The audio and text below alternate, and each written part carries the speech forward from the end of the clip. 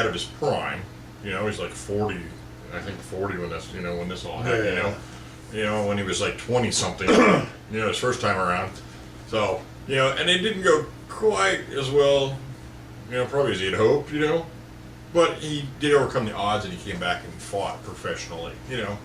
But in his downtime, from being retired, he had boxing clinics and stuff, in like Tennessee and stuff like that, where he taught kids how to box and how to live a better life, instead of the life that he kind of led, Now he lived in Tennessee at one point, didn't he? So.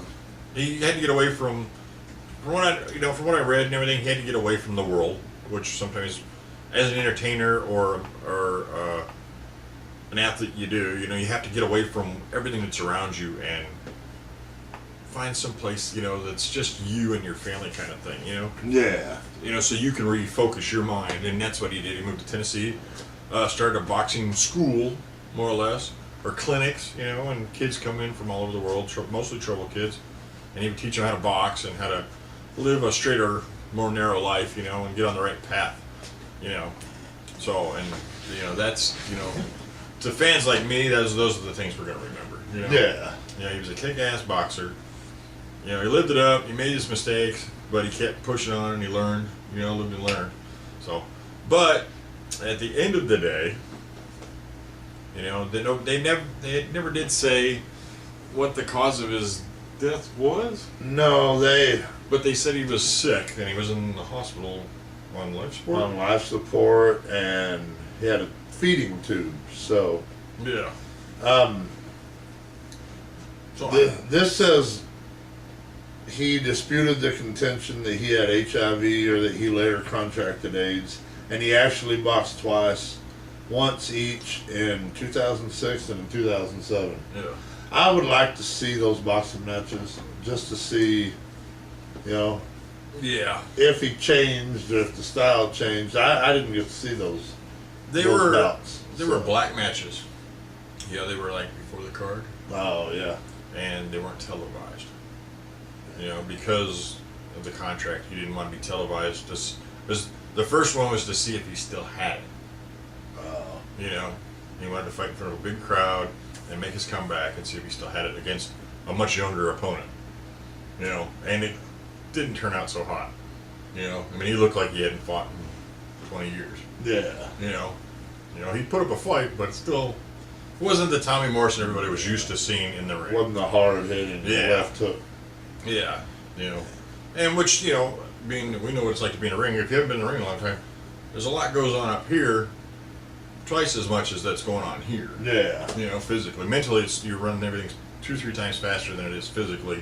So it takes some time to... Yeah, because you can be thinking 3 different things and only one thing comes out here. Yeah. So... Yeah, and you're trying to read, a situation that's going on, and you're making 1,000... It's like being a race car driver. Yeah. You're making 1,000 decisions a second, And when you're boxing, those 1,000 decisions are whether or not somebody hits you in the fucking face and knocks you out for good, So, and you gotta keep all these things in your head to, you're thinking, it's like chess, you're thinking ahead. Yeah. So.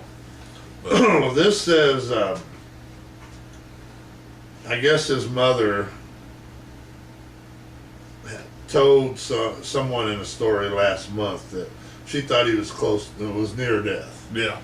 And on a story that came out August 23rd in ESPN, the story said he was being kept alive with a feeding tube and a ventilator, even back then. Yeah. So she says he had full-blown AIDS. She believed he's in his final days. This is the mother. Yeah. His skin is jaundiced. His liver is failing. He's too far gone, she says, flashing an incredulous look when asked whether he could recover. He's in the end stages. That's it. She says Morrison has been bedridden for a year, can't speak, and is being kept alive with the help of a feeding tube and a ventilator. Yeah. So I didn't realize he was even that sick, for that long. So they kept that very. They did. They kept that really secret. Yeah, really secret. But you can blame them. Yeah. To see a Titan like that fall like this, it's kind of a bummer. And it says services are pending, so yeah. So really, much more to say, but rest in peace. Yeah. I mean, that was a man's hero. Yeah. Now, I didn't mean to bring it up to you the way I did. It's all good. It's all good. I look at, I get bummed when somebody I look up to or somebody I know dies. I'm bummed for about a day, And then he says, fuck it. and then I flip that around, and it's like, well, death is, is not really about mourning as much as it is celebrating. Yeah. If you celebrate how somebody lived, that's much more productive than sitting around worried about, whether or not they suffered or how this affects you, Well, that's like if me or you kick the bucket tomorrow. Yeah. We have done so many goofy things. Yeah. That you can't really. I mean, yeah, you're going to be upset and you're going to mourn, but you can't really mourn that much because we've done so many goofy things that if you keep your mind on the funny, goofy, silly things that we've done, it was great. Yeah. It's a great life. So, and that's what I try to do is keep my mind on. And that dude was funny as fuck, man. He did this, and and you just have to sometimes. What's that old saying? People are judged by,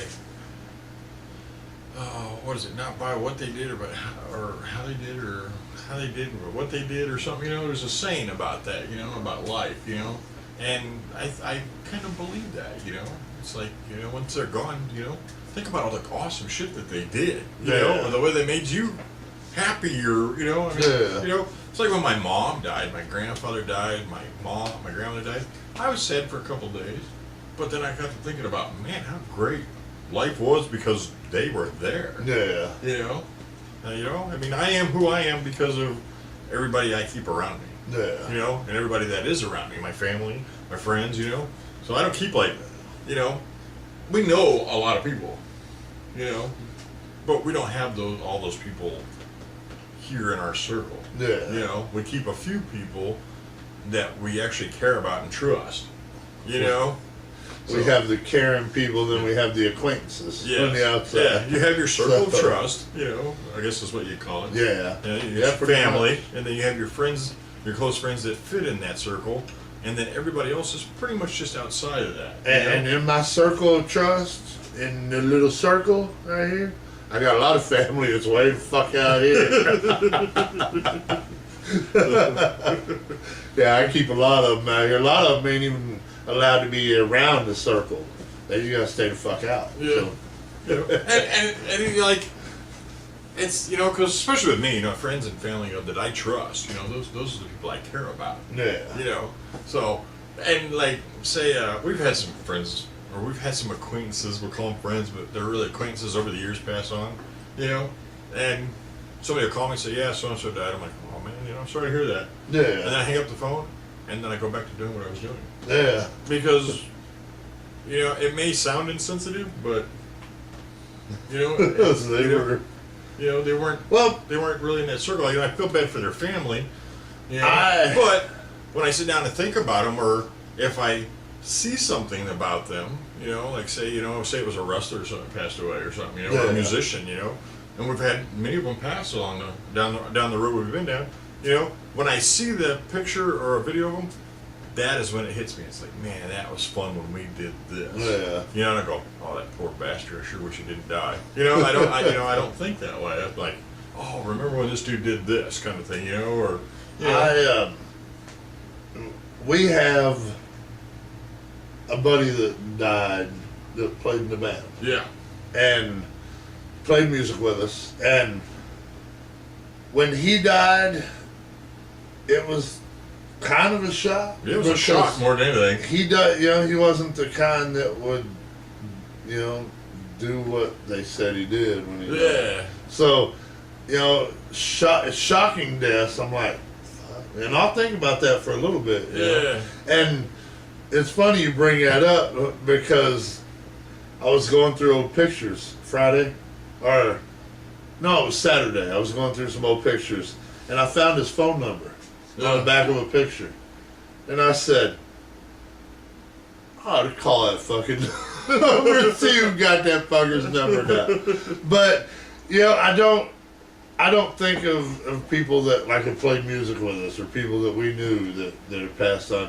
I don't really think, what if and what, we could have done this and why did he die? I think about just funny, goofy shit with him, goofy shit, and just have fun with it. 'Cause, I mean, like our buddy, he's gone. Yeah. And he's missed because he was funny as shit. Yeah. Who said fuck? Yeah, who said fuck? But that's where that came from, man. Yeah, that's where they came from. Yeah. But he, I don't sit around years later and go, that poor bastard. Motherfucker, send it, man. You just have to celebrate who the people are. So I think. Well, you see a picture, like, oh, remember that some bitch did that? Yeah. It's hilarious. That's the shit that I remember. Well, like with him, I was thinking that when I saw the phone number, I was thinking about, you didn't burn my fucking hair, did you? You didn't burn my fucking hair. Like, this dude, this buddy of ours. Well, let's just say his first name, Randy. Yeah, Randy is his first name. He had long blonde hair. Long girl hair. I mean, down to the crack of his ass. His nickname was Fabio. And, and the drummer Brad. He, the drummer Brad set his hair on fire. Yeah, he walked up a little match and we just stuck it out there, and his hair went poof. He put a shitload of hairspray in his hair before, and it went, ah, fucking hair, my fucking hair. It's like, you burned my fucking hair. But I was like, and they were going to fight. Yeah, he was pissed, man. And I don't blame Randy. He was pretty pissed off, Well, that shit did go. Yeah. And Randy's like, I'm going to kick his ass. I was like, dude, calm down. Let me take care of this. And I turned around. How the fuck did you do that? He's like, that was funny. I said, well, yeah, it was funny, dude, but damn, dude, it's his hair. Like, what the hell? What took it's 10, like, what went through your mind to go? What took 10 years to grow took half a second to go up in flames. Yeah. Oh shit! Oh shit! That would have been bad. See, now these are the things that we remember. Yeah, yeah. We don't go around going, poor Randy. Yeah. We remember stupid shit like that. And where I'm from, the town I'm from, it's a Bible Belt. Yeah. So if you talk about someone that that passed, or I hope they were saved. I hope. Ain't got time to worry about that fucking shit. He's already dead. So why you worried about if he was saved? Yeah. Don't worry about it. Celebrate what the fuck he was. This is today. Damn Bible thumpers. God damn it. I said, God damn it, after I said Bible thumpers. I'm going to hell. See, I need prayer. If you're going to hell for saying that, or you already booked that ticket a long time ago. Fuck, I booked that motherfucker a long time ago. God damn it. But I don't know, this kind of bums me out, the Tommy Morrison thing, Yeah, because... But, as much as it bums me, it's like the whole Elvis thing, which I always bring up, or the Hendrix thing, Yeah. People die according to the way they live. Yeah. And you gotta kind of respect that, This was a little more sadder, because it took so long. It wasn't an instant. Yeah. So... Yeah, I can't imagine. I can't imagine if. I hope this never happens. But like, say, Yngwie or somebody dies. Somebody's like a real big influence in my life. Yeah. That'll probably crush me. Yeah, it'll be shit. I'll be over here like, I got a shoulder. Yeah. Hey, don't be crying on my fucking shoulder too long, goddammit. That would probably bring tears to my eyes. Yeah, because with you, it's Yngwie Malmsteen. Mm. Yngwie Malmsteen is like, if he had a book right now and he opened it up, it said, like Holy Bible of Yngwie Malmsteen on the front, and he opened that motherfucker up, light would come out. Ah! I mean, Yngwie Malmsteen is the man's hero. Yeah. Well, it's like Steve Vai is, you know. Yeah, I got the Steve Vai Bible. Yeah. Like Steve Vai one. Yeah. So, well, no, yours goes, oh, da, da, da. Yeah. And mine goes, wow, wow, wow. You gotta make those funny faces Steve Vai makes, you know? Yeah. It's funny now that I brought Steve Vai up. Or you did, or somebody did.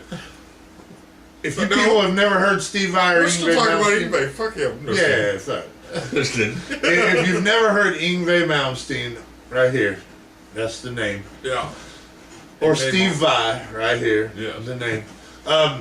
You have to check out their music. Yes. Because they are Whole new level. they are really great guitarists, Yes. but it's completely different. Yes. It's completely different.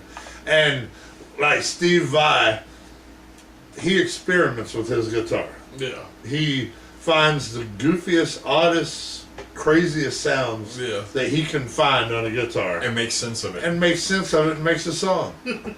And Yngwie Malmsteen's just the quickest fucking arpeggio dude out it's there. very classically influenced. Yeah. Yngwie is. But that arpeggio shit, I'm Yeah. just like, I'll watch a video of that dude's and go, damn. And they're both I could do they're that. both amazing guitar players, and they're two different ends of the world. Yeah. You know, but they're amazing, you know. And believe it or not, they've played for a lot of the same bands over the years. You know? So that's kind of cool. Yeah, that's pretty neat. I went to the G3 concert years ago where it was Yngwie, Steve Vai, Joe Satriani, and I tell you, it was amazing. You know, if you were not a guitar fan before that, you were after you left that concert. And I was actually lucky enough to meet Steve Vai and Yngwie. And I tell you, I was scared shitless, you know? Because these guys are like huge in my book, you know? Especially Yngwie, you know, getting to meet him, I was like a little kid, I didn't know what the hell to say to the He man. peed himself. I was like, will you sign this for me? You know? So, but, He you know, was starstruck. I had my cousin Justin with me, and Justin was, well, say he was talking to Yngwie's wife, which was pretty much more hitting on her. And then I went into interject, you know? I started talking with him, and then next thing I know, Yngwie's standing there talking to us, and we're all four standing there for a good 30 minutes, and we're just chatting. So that was awesome, you know? I was worried he was going to be a dickhead or something, you know, like, you know, the old interviews. Yeah. People were all like, oh, Yngwie's a dick. Get you the know? fuck out of here. Yeah. And then when and it just made it that much better. Yeah, you could have been an asshole. You hitting on my wife, motherfucker? I was expecting that. And then you'd be like this. Shit. Could you sign this? Please sign this. But for Steve Vai, for people that that haven't heard, because I don't know, you may. Who has he played for? Who has Yngwie Malmsteen played for? Yngwie Malmsteen played for a band called Steelers when he first came over, which was with Ron Keel, who was a heavy metal guy. He played for Alcatraz. Look some of that stuff up. And then I think after Alcatraz, he pretty much went solo. But he was very good friends with Ronnie James Dio and Richie Blackmore. You know? Yeah, So, you know, he never actually played with Dio. They tried that. You know, they recorded a song. They did a Dream On by Aerosmith. They actually did the song, but they weren't actually in the studio at the same time when they did it. You know, but they're good friends, you know, before Ronnie died. You know, so, you know, that was cool, you know. So. And then Steve Vai come in and played, Yngwie quit Alcatraz, and the next day Steve Vai came in and learned all the songs, I guess, overnight, and played a show the next night and finished up the tour after Yngwie quit. I was just like, damn. And Steve Vai played for Frank Zappa. Yeah, Frank Zappa, Alcatraz, David Lee Roth.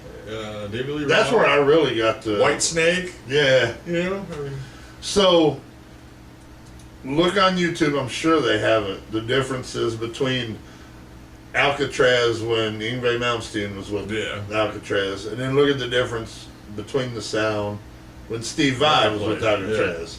Yeah. And like Steve Vai, David Lee Roth is like my big influence. You know, he was my big influence in the 80s. Yeah. I grew up in the 80s wanting to be David Lee Roth. Yeah, and that's that whole thing, sex, drugs, and rock and roll. Yeah. He lives by that. I wanted to kick a balloon over my fucking head and have other balloons come out of it. I wanted to do that shit so bad when I was a teenager. And, you know, just the life that he lived and the girls he had around him, I wanted that shit. Oh, yeah. And if you listen to David Lee Roth, Van Halen 1984 album, Yeah. and you listen to David Lee Roth with Steve Vai, And like Eat 'em and 87, Smile yeah. album, there's a complete different sound Completely between different, David Lee Roth and those two. Yeah. And Steve Vai just brings that sound out, you know, for Yeah. different people. He can adapt to whatever the group is Yes. and give them a little twist, but not like a major change. Yeah. You know? He always finds a way to throw his influence in there. Yeah. You know, and that's great. That's a great guitar player. And- Step into a situation, make it awesome, if not better than it was before, and add their twist to it. Yeah. You know? It was like the Eat 'em and Smile album David Lee Roth had. There was a song, it was, wasn't Skyscraper. Yankee Rose. Yankee Rose. Yeah, that's my when the favorite, guitar my favorite. talked. Yeah. Yeah. After that, everybody tried to learn how to do that. Eddie Van Halen didn't do that shit in Van Halen. No. You know, He had an he elephant had his sound. own. He had his elephant sound. You know, he could make Yeah. something like that. But most of it was about tapping. You know. But then you switch David Lee Roth up with a dude that makes his guitar talk, yeah. and the music was just so much Yeah. more. You know? Yeah, it was more melodic. Too, Yeah. You know, there was a lot of melodic stuff in It it. wasn't so. Yeah, it was very heavy, but it had that melodic tone to it. You know, it really made it sound good. And that's where that's where I really first saw Steve Vai and Billy Sheehan Yeah, Billy Sheehan's the and man. Greg Bissonette, you know, the drummer. Yeah. I don't know what that dude's doing now, but he was great for that band Yeah. at that time. Yeah. And I always wondered because I know Billy Sheehan and Steve Vai Yeah, they were good friends. are real good friends. I wonder about Greg Bissonette, if he's ever joined them on any other stuff, or I'll have to look that up, because Greg Bissonette was really a good drummer, Yeah. really good. Because, you know, out of the David Lee Roth band, okay, David Lee Roth, who was already the man, you know, he already made his name, he was a legend in the Yeah. rock community. Then you add Steve Vai on top of that, who was another, which was a guitar god, okay. And then you add Billy Sheehan, who was a bass god, because he can play anything Steve Vai can You play. can play a bass like it's a fucking guitar. Yeah, he can play note for note with Steve Vai on the bass, you know. And he does a lot of funk with he's got a band called Niacin. He did something with what was the name of that band? That other rock band with Paul Gilbert. And he can play toe to toe with Paul Gilbert. Extreme? No, not Extreme. Did that song More Than Words? Yeah, that was extreme. Is that Extreme? Yeah. So he played with Oh, I didn't know he played with them. And then, you know, then he did the fusion thing with Niacin, and you know, Billy Sheehan gets around, you know. So, and then he does his own solo shit. And then I think he hooks up with Steve Vai on tour, Yeah. you know, and stuff like that. Yeah, there's videos of him and Billy Sheehan. Yeah, so that was like an all-star group that just made it bigger. Billy you know? Sheehan. Yeah. So, Yeah, that's where I really got to know all them guys and really started to follow them after Yeah. that. Man, these dudes are good. yeah. You know, like even like the Steve Vai band. You know, that band is an awesome band. Yeah. You know. Now he's got a kid or something that he's taught. His name's David Weber or Webster? Weber, I think. He is, man. He's just Yeah. as good too. He's like Steve Vai's prodigy, you know, and the guy's awesome, you know, because he can sit there, he can play, you know, with, you know, Steve Vai and Billy Sheehan and Tony McAlpine, don't forget him, Yeah. you know, I mean, that guy plays keyboards and guitar. He was originally a guitar player and keyboard No. player, you know. What I liked about Steve Vai when he first came out is he was the only guy that I knew that had like a big pink heart guitar And could get away with with a that shit. volcano on it and 3 different guitars going Yeah. different directions on it. Yes. And you look at him and go, That fucking pink guitar, badass, man. The only dude I knew could get away with that shit. But, you know, he, like in his concerts now, which you would know, 3 different guitars, you know, all in one, and he's got, I think, a 5 guitar, one that he plays. And however he does it, where he can play one thing and record it while he's playing it, and have that playing in the background during a concert as he's adding more shit to it. Yeah, that is badass. Steve Vai definitely believes in today's technology. Yeah, he uses every bit of the technology that's available to make his shows and albums better. You know, where most musicians are like, they play a certain way and that's it. Yeah. You know, with Steve Vai, he is very innovative, going, well, if that's available, I want that in my rig, and I want to be able to figure out how to use it. Yeah. To where it's productive and make it sound good, and he does that. You know, crazy. And it's amazing. He's an amazing guitar player. Well, I think we should take a break. I think so too. We talked a lot, and we, you know, devastated the world and brought him back up with Yngwie, Malmsteen, and Steve Vai. See, we bring you down, boom, back up. Yes. So we'll be back. We'll be back. Oh, people Tommy Diamond? Oh, I'm Krusher. I forgot who I was for a minute. In a Krusher mode. But it's okay because we're sponsoring ourselves this week. This is our commercial because we can do what the fuck we want. Yep. And you ain't gonna do shit about it. Not damn thing. And you're gonna like it. You wanna know why? And you're gonna see my titties. Oh my god. That was a white motherfucker right there. White dude. But we can do what we want. Bill, Billy. Cause we own this shit. This is our shit. Our shit. Our shit. Motherfuckers. Stay tuned. Yeah. And we're back. Part 3. Thank you for sticking around for so long. To the ups and the downs. The lefts and the rights. Or in your case it'd be left and right. But, you know, for us it's left and right. So, you went that way. This is the part of the show where things just usually go bad. Yeah, we usually just don't know what to talk about, but I actually do have something we need to talk about this week. Because we are 5 days away from Swag Wrestling. Swag. September 7th, this Saturday. Henry, Tennessee. Henry, Tennessee. Doors open at 6:30, bell time is 7:30.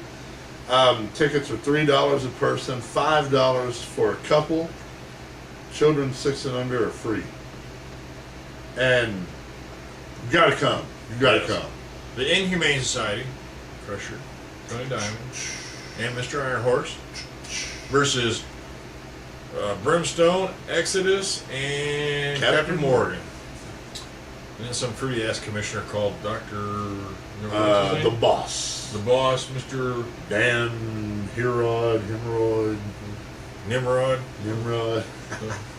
So yeah, we're gonna be there. Yeah. We're gonna be tearing some ass up. Yeah. And you gotta come see it. If you're anywhere around Henry, Tennessee, anywhere 100 miles away from Henry, Tennessee. It's a drive for us to get there too. Yeah, it's what, 150 or 200 for us. Yes. But it's worth it because we get to whoop some ass. Yes.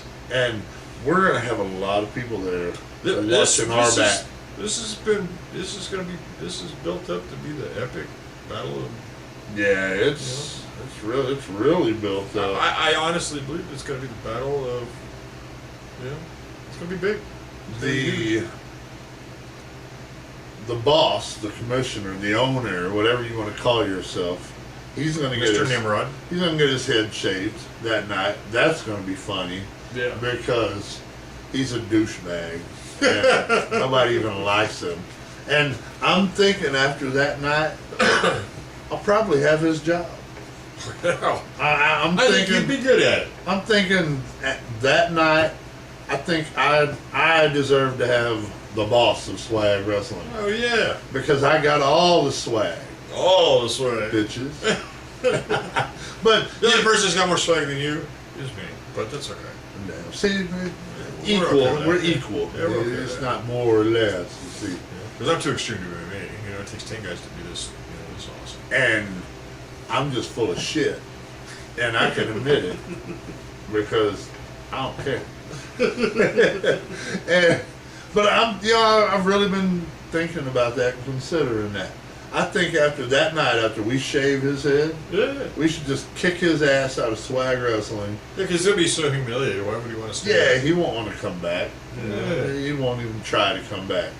And I'm going to take his job. And what better way than for us to get what we want than for us to be in charge? Hey, I like that. Because when I'm the boss, he's the boss. So, and if you ever seen, answer to us, if you know anything about the Inhumane Society, the rules are a little bit different when we're in charge. And I feel like I shouldn't wear the duck hat for this deal. You know what? Duck it. I'm gonna wear it. I don't care. It's alright, brother.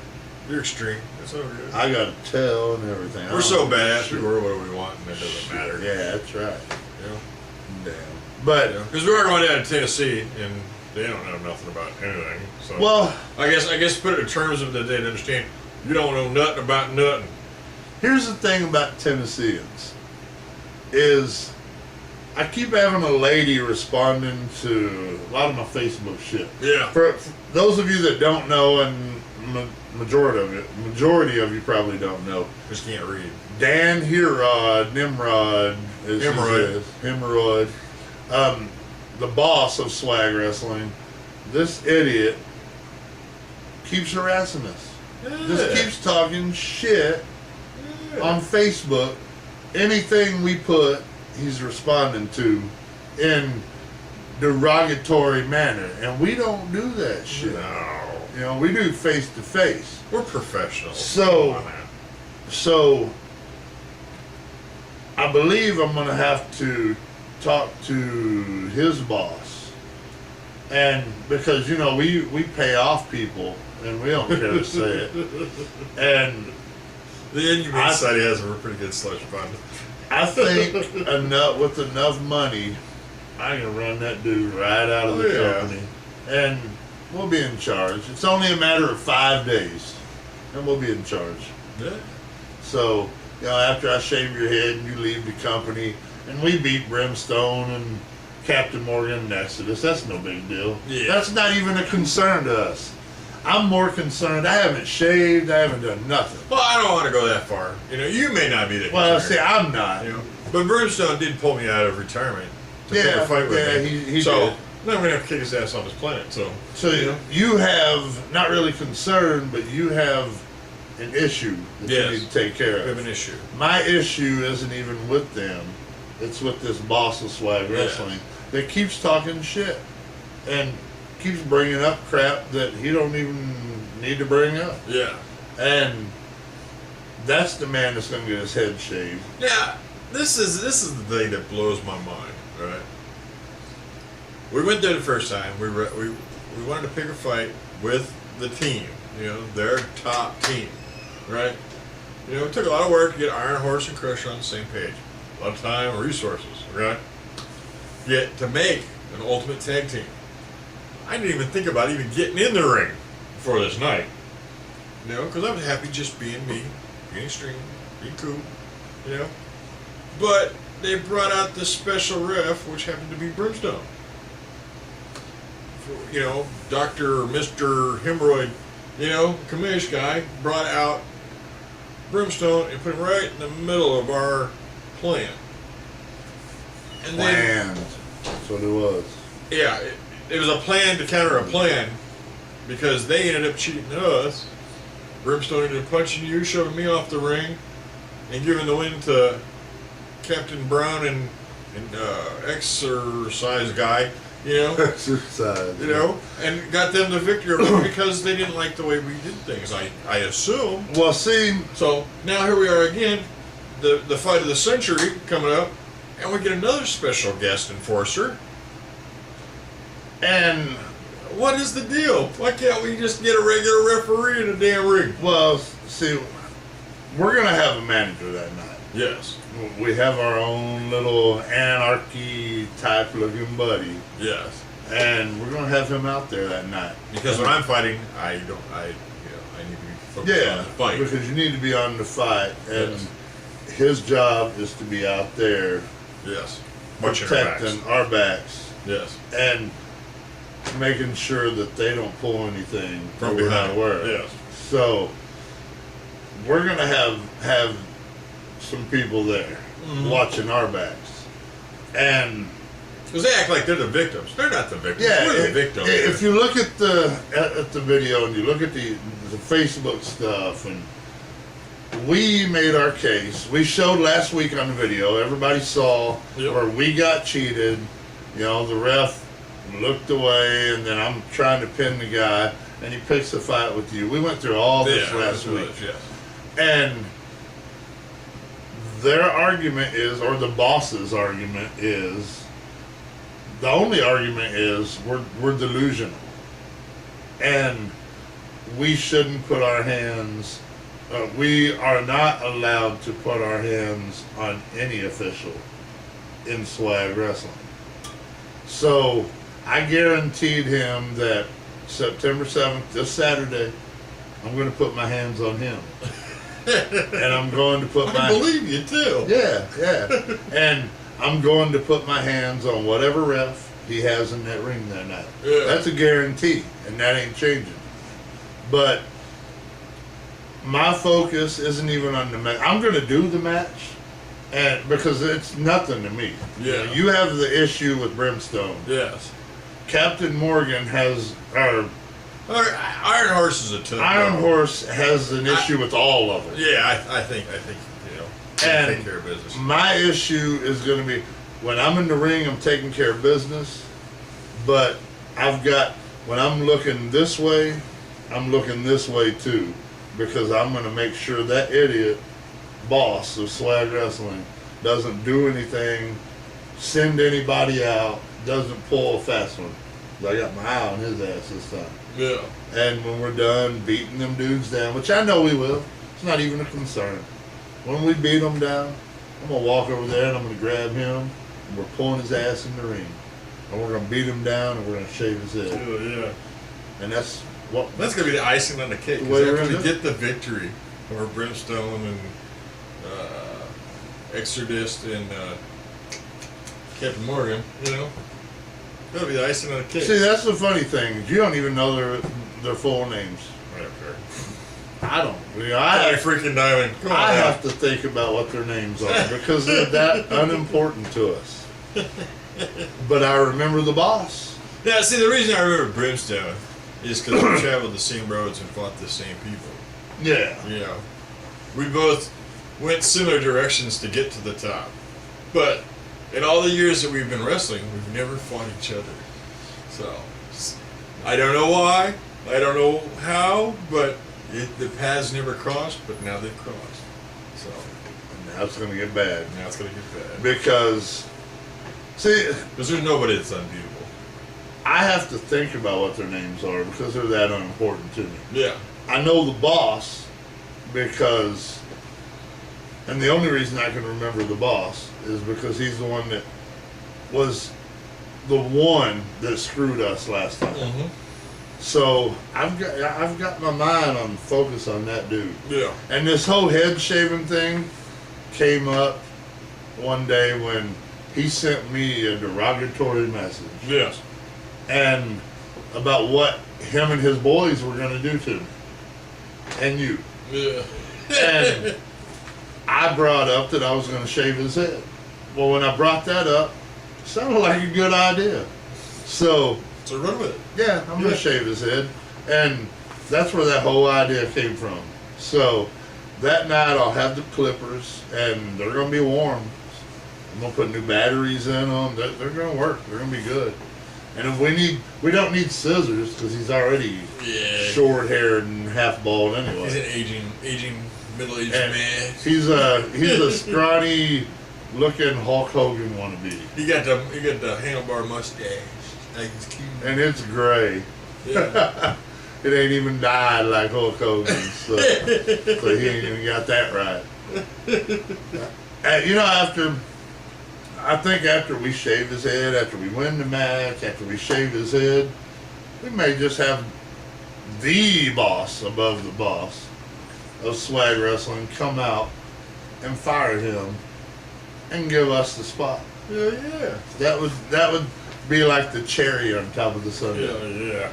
So we got plans. Yes. So that's September 7th. So be there. This Henry, Saturday, Henry, Tennessee. Yes. Can't wait. It's gonna be an epic battle of a lifetime. You can see we're worried.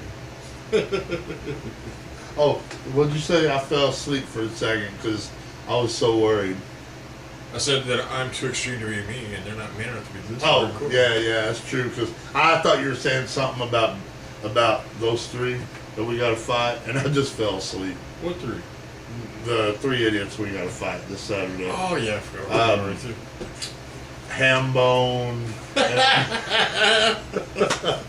The ham bones. Hambone and Exercise guy. Captain Obvious. Captain Obvious. Exercise guy. And a little green rock, greenstone. Shit, we're worried. I fell asleep because I'm that worried. I fell asleep. Hambone. Oh shit. So yeah, we're worried. September 7th, this Saturday. Bill times at 7. 7:30. 7:30. Doors open at 6:30. And the whole family in under $10. That's really good. That's good. That's cool. That's why I like swag wrestling. I don't like the people that are there because they're all Tennesseans and they all stink. Yeah. But They don't talk right either. yeah, y'all. I don't even know what the fuck a y'all is. If you ever find out what a y'all is, let me know. Right. I didn't care enough to ask because, they'd probably have to give me some kind of fucking hemorrhoid talk or some shit. Well, I got this hemorrhoid that's blocking my ass from shit. I don't care. And if you want to see that video, it's on our YouTube Yes. page too, from a hillbilly. Who used to be a professional wrestler. Who used to be, and now you got hemorrhoids apparently. You fucking retard. He's got half shit moons. Oh shit, green clovers. So it's funny because it's at least in the sim racing community, it is widely known to watch what you say because for fear of being recorded.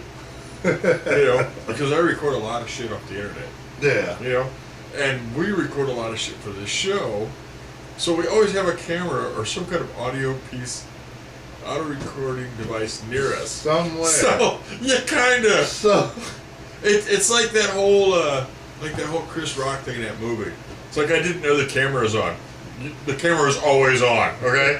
and if you're a hillbilly and you want to come up to me and talk about hemorrhoids, and I'm holding Some bitch is standing over the fucking camera like this, and I'm holding chances the are some camera, bitch is on. I'm gonna hit record. And The stupider you get, the more hits we get. and the funny thing is, look at it, it's like hillbilly hemorrhoid or something on this page. Look at it. If you watch the video, you'll hear me just kind of make little comments here and there. People, I talked for 20 minutes to this dude about hemorrhoids. And yeah, I said shit just so I could have him keep talking about his hemorrhoid. Because I wanted to hear what this dumbass had to say. So there were 20 minutes of talking to some dude about hemorrhoids. And I saw it at the same time you guys did. And for 20 minutes I was going, I can't believe this asshole's talking about his hemorrhoids on camera. Could not believe it. So. Oh, hillbillies. And that's the kind of shit we'll deal with in Tennessee this week. I think they're all like that. Sheesh. So, some bitches or something. and I need you to watch my back when we're there, like you did last time. Oh yeah. Because That's what a manager does. because You know what? Some hillbilly crawling on the rail saying, "You got a pretty mouth, boy." yeah, because see, I made these people so mad. I'm gonna have somebody's sisters, wives, Cousins, brothers. cousins, nieces, aunt trying to get at me. So I gotta watch that back because I don't trust these people. Stupid hillbillies. We got like 1 minute to take. All right. Should we end it? Let's end the show. September 7th. September 7th. In Check us Tennessee. out here every week Every.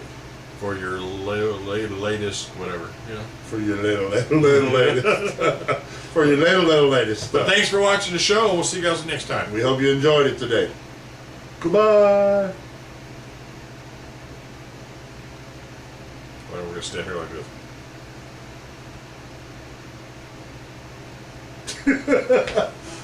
Get torque.